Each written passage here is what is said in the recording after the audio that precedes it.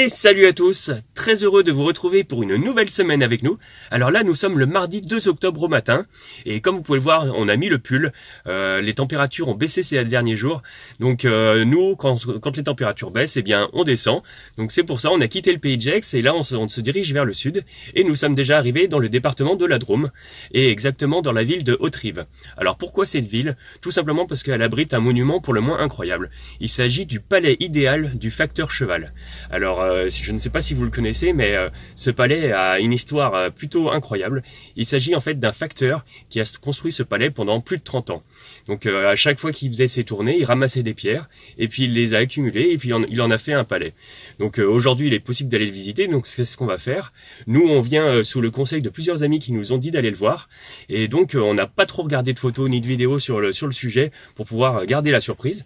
Donc on va y aller, et puis bien sûr on vous emmène avec nous. Et c'est parti. C'est en avril 1879 que monsieur Ferdinand de Cheval, facteur rural âgé alors de 43 ans, bute sur une pierre si bizarre lors de sa tournée qu'elle réveille un rêve. Véritable autodidacte, il va consacrer 33 ans de sa vie à bâtir seul un palais de rêve dans son potager, inspiré par la nature, les cartes postales et les premiers magazines illustrés qu'il distribue. Parcourant chaque jour une trentaine de kilomètres pour ses tournées, en pleine campagne, il va ramasser des pierres aidé de sa fidèle brouette. En solitaire incompris, il inscrit sur son monument « Travail d'un seul homme ». Son palais de rêve est achevé en 1912. Unique au monde, le palais idéal a inspiré les artistes durant plus d'un siècle. Indépendant de tout courant artistique, construit sans aucune règle d'architecture, le palais idéal a fait l'admiration des surréalistes et a été reconnu comme une œuvre d'art brut. Il a été classé en 1969 monument historique par André Malraux, alors ministre de la Culture, au titre de l'art naïf.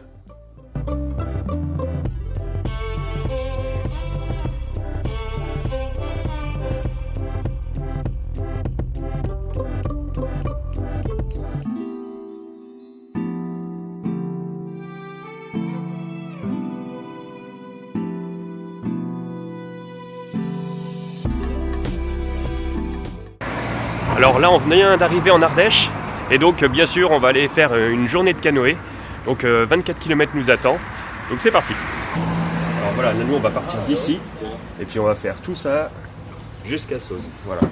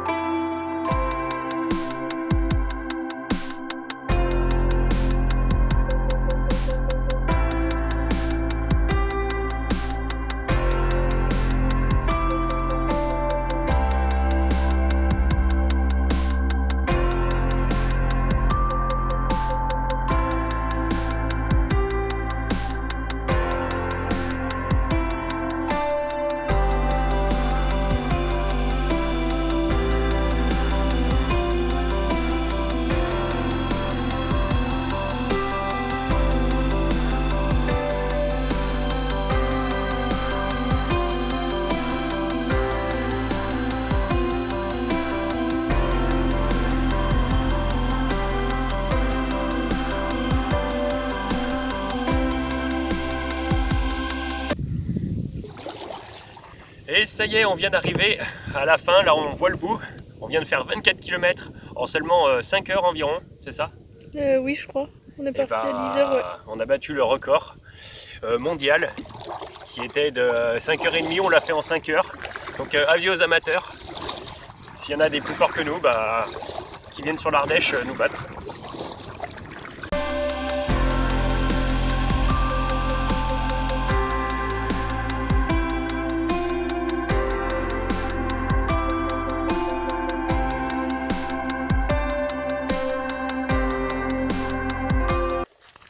Alors là, on se trouve dans le département du Gard.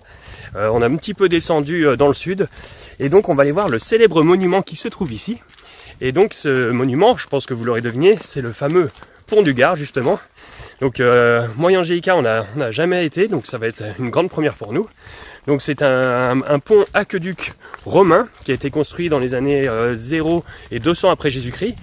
On s'est tout de même un petit peu renseigné avant quand même d'y aller. Et donc il passe au-dessus de la rivière Gardon, c'est la rivière qui se trouve ici. Et donc là on fait 2 km de marche pour y accéder.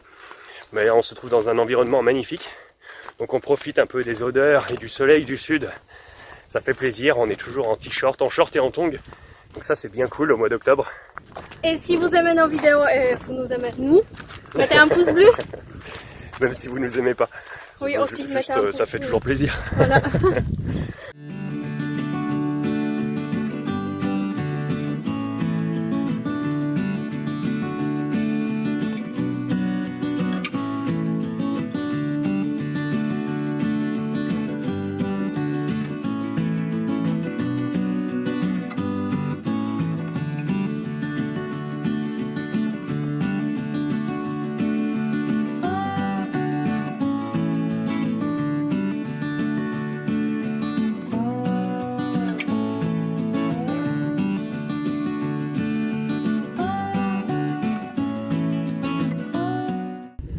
Alors là, on profite un petit peu d'être tranquille et en train de se faire bronzer au soleil devant le pont du Gard pour vous montrer notre nouveau jouet qui est juste ici.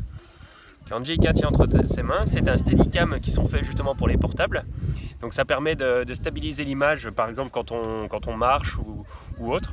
Donc normalement vous devriez voir la différence par rapport à nos anciennes vidéos, parce que là on l'a utilisé justement pour la première fois dans celle-ci. Donc vous pourrez nous dire en commentaire si vous avez trouvé des changements. Et donc on remercie notre ami Thomas, c'est lui qui nous l'a offert. Donc un grand merci à toi, tu vois ça nous est très utile. Vraiment on s'amuse super bien avec, on peut faire des nouvelles images et c'est très intéressant. Et voilà, c'était la petite parenthèse qu'on voulait vous faire.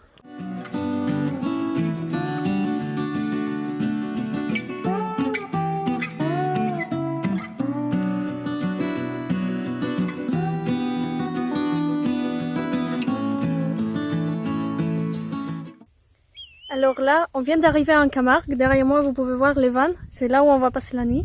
Et là, il faut pas parler trop fort parce que de ce côté, on peut apercevoir des flamants roses. Il y a Julien qui fait déjà des vues de plus près. On va vous les montrer.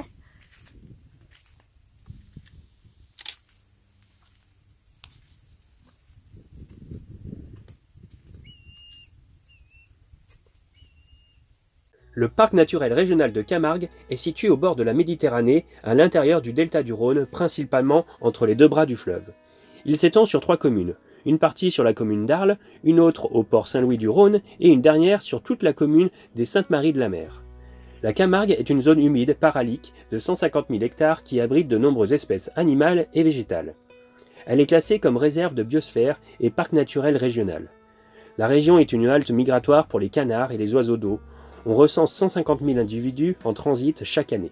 De nombreux canards hivernent notamment sur l'étang de Vaccarès. En été, on compte jusqu'à 30 000 flamants roses.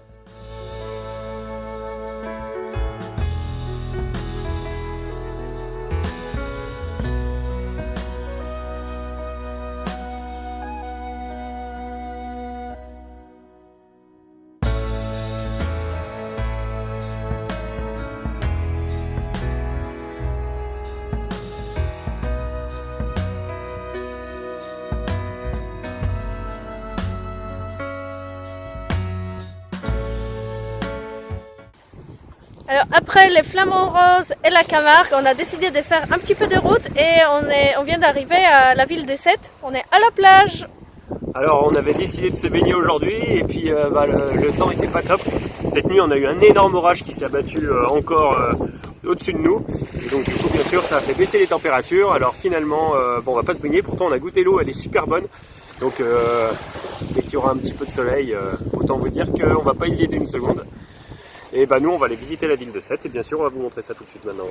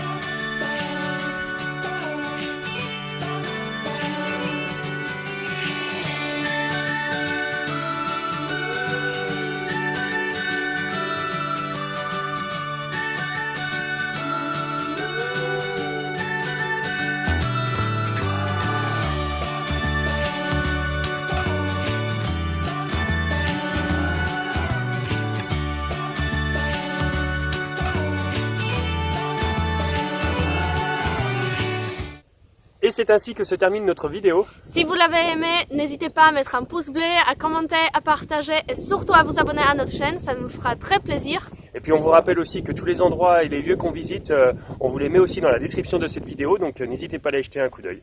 Voilà, alors à très bientôt. Salut, Ciao. ciao.